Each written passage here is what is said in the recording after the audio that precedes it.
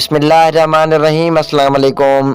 गांव के चौधरी ने एक बहुत ही खूबसूरत और हसीन और जमील लड़की से शादी कर ली।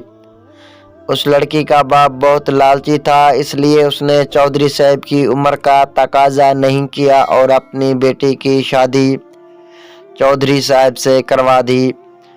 चौधराइन को पहली रात ही मालूम हो गया कि चौधरी एक अय्याश परस्त आदमी है और उसने ठान ली कि मैं इस चौधरी को सबक ज़रूर सिखाऊंगी। शादी के बाद भी चौधरी साहब ने अय्याश परस्ती वाला काम नहीं छोड़ा। उस चौधरी ने एक रिवाज बनाया हुआ था कि वो हर साल के ख़ास त्यौहार को अपने गांव के नौजवान शादीशुदा जोड़ों को दावत पर बुलाता था और उनकी खूब खिदमत करता। हर किस्म के खाने और मशरूबात उनके सामने रख दिए जाते और जिस दिन उस चौधरी की दावत का दिन होता तो गांव की शादीशुदा नौजवान लड़कियां दुल्हन की तरह तैयार होती थीं। दावतनामे वाले दिन चौधरी मेहमान खाने के दरवाजे पर खड़ा होता और हर आने वाले शादीशुदा जोड़े को खुश आमदीद कहता। लेकिन हर साल चौधरी की दावतनामे के ख़त्म होने के बाद एक नौजवान खूबसूरत लड़की वहां से गायब हो जाती और फिर एक हफ्ते के बाद वापस गाँव आ जाती।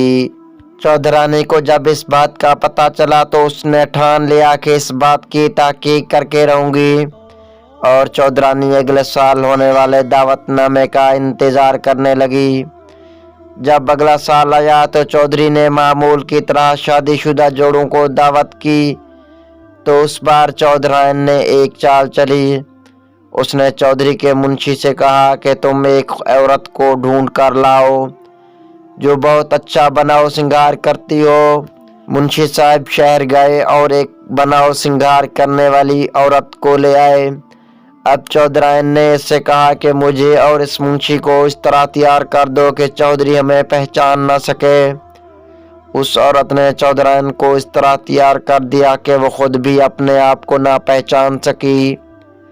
मुकर्ररा वक्त पर तमाम शादीशुदा जोड़ों के सामने खाना रखा गया और बहुत कीमती मशरूबात पेश किए गए और उनकी खूब खिदमत की गई। लेकिन जैसे ही दावतनामा ख़त्म हुआ तो चौधरी साहब ने अपने आदमी को इशारा किया कि जाओ और सबसे खूबसूरत लड़की को उठाकर मेरे डेरे पर ले जाओ, क्योंकि उसको पहले भी जो सबसे ज़्यादा खूबसूरत और हसीन और जमील लड़की लगती वो उसको दावतनामे के बहाने वहाँ से उठवा लेता और अपने डेरे पर ले जाकर सारी रात उसके साथ गुजारता और एक हफ्ते तक उसे अपने पास ही रखता और फिर उस लड़की को गाँव में छोड़ दिया जाता और वो लड़की अपनी इज्जत की खातिर किसी के सामने नाम न लेती।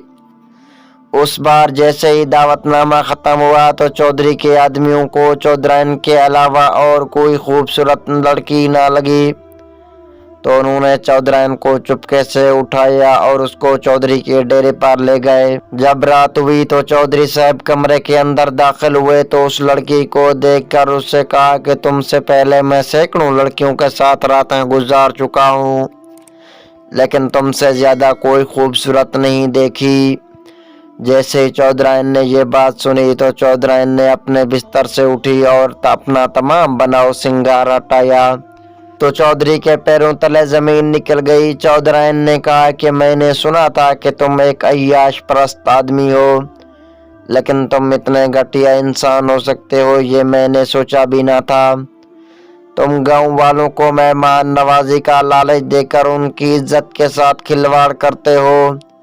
उसके बाद उस चौधरी की असलियत तमाम गांव वालों के सामने आ गई और चौधरी को उस गांव से रुसवा करके निकाल दिया गया।